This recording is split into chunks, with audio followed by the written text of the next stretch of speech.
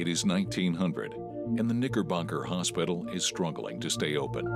Dr. John Thackery heads the surgery staff while he battles a variety of addictions. But his reputation and passion for quality care keep him fighting the good fight in The Knick. Hi, I'm Salim, and I'm here with Rachel and Sean. We're here to talk about the new Steven Soderbergh TV show, The Knick. We've all just seen it. Sean, what'd you think? I think that it's very nice for the show to have Steven Soderbergh because he's the one bringing all the energy to the show. Otherwise, I don't think there's a lot. I didn't find the story very compelling. I think some of it is derivative. We've got the crotchety old we've got House doctor. character We've got again. the House doctor Why is again. House on this show again? It's like if you want to make a doctor show, that seems to be the only way to go anymore, is just to get that character. It's played by Clive Owen, which is nice. Well, no, I thought that's what made it different, is the fact that it is Clive Owen, it's the time period, it's the setting. Yes. You know, the fact that, you know, he's not necessarily a pill popper, he's like a cocaine addict. He's a cocaine at a addict. time It's totally when people different. don't, it's early medicine, and I feel like it's so realistic in terms of how they present this time period. I think that those things are all true. But I agree with Sean, because I guess, first of all, I don't know why it is so in to have a completely unlikable protagonist. And also, you know, when you had House, or when you've got like Sherlock, when you have these characters that are unlikable, there's still a saving grace to them. And right now, I just feel like Clive Owen's character is really crotchety. I don't see anything that I really love about it. I think the show has a great premise. It's a fantastic idea, but I don't feel like it's found a compelling hook. It sort of wanders off in different plot points, and none of them really seem to grab me. I don't know, I find all of them to be compelling. And the reason why I love that Clive Owen is so crotchety, especially, not just him, every single one of those characters, is that it's honest to the time period. Every single person during this time period was sexist, they were racist, they were anti-religious, they were terrible people. Sure. And that's what I love about it. It's unflinching with how these characters are. It's not trying to liberalize them to make them, you know, more, But they still had a heart, these people. It's not like people were mean back in the day. They were prejudiced. They had racist issues, but, you know, some of them were more polite or still had a big heart. Like, I'm not seeing the humanity. And I enjoy that. It's not just about Clive Owen. It's actually about all the characters that are in the Knick. I mean, even the person who runs the hospital, who's also equally despicable because he's dealing with the mob, trying to get money. And I think that's what's fascinating. It's about the darkness and the depths of, you know, what people had to do during this time. I don't think the show's established enough in the first 3 episodes to really give me the stakes of what's going on here.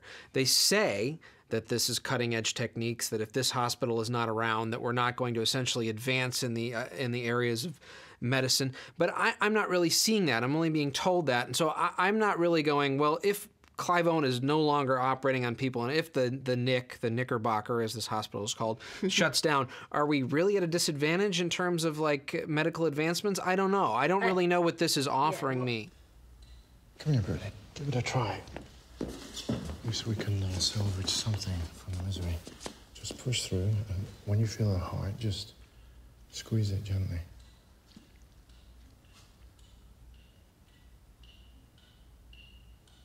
I have a pulse.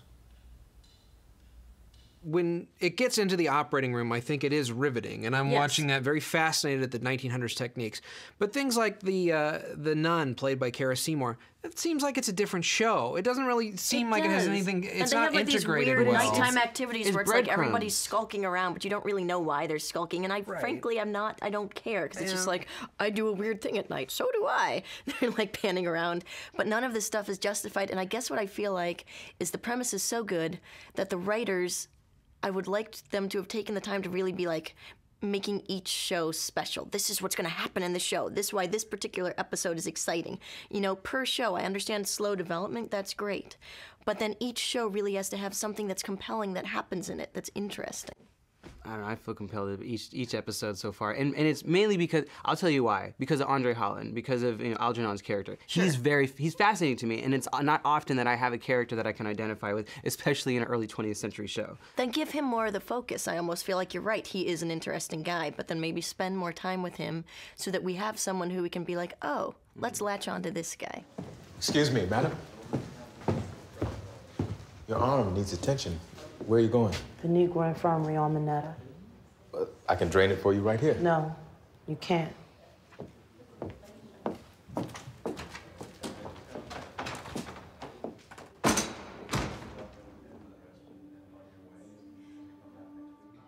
I really think that the energy brought to the show is by Steven Soderbergh because of some of the techniques that he's using that are off the cuff. Oh, yeah. I think those are more unconventional than anything in the that's story what I mean, structure. The whole show as a whole is very unconventional. I think the story less so. Okay. I think what Soderbergh is bringing to it is unconventional. I'm seeing a lot of crazy techniques. Sometimes he covers scenes where he's covering the people that are not talking, which I think is rather fascinating from a filmmaking perspective.